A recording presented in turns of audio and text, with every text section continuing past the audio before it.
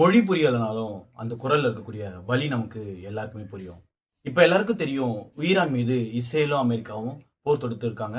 இந்த 2 நாள்ல வந்து நியூஸ் கூட என்னன்னா, ஒரு 160 குழந்தைகள் வந்து ஈரான்ல வந்து இந்த தாக்குதல்ல வந்து கொல்லப்பட்டிருக்காங்க.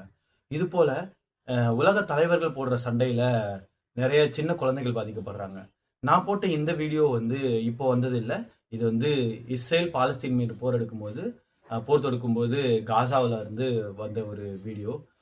பார்க்கும்போதே நமக்குலாம் மனசு பதைக்கிற மாதிரி இருக்கு. இது போல குழந்தைகள் பாதிக்கப்படுறாங்க நிறைய அப்படின்றதுதான் உண்மை. இது போல எந்த குழந்தைகளும் இந்த போர்னால பாதிக்கப்படக்கூடாதுன்னு நீங்க நினைச்சீங்கன்னா இந்த வீடியோ ரீஷேர் பண்ணுங்க. எல்லா நாட்டில் இருக்கக்கூடிய குழந்தைகளும் பாதுகாப்பா இருப்பாங்கன்ட்டு ஒரு நம்பிக்கையோட இந்த வீடியோ முடிக்கிறேன். இந்த வீடியோல பெருசா எதுவுமே இல்லை. நான் இதை ஜஸ்ட் சொல்லணும்னு நினைச்சேன், அவ்வளவுதான்.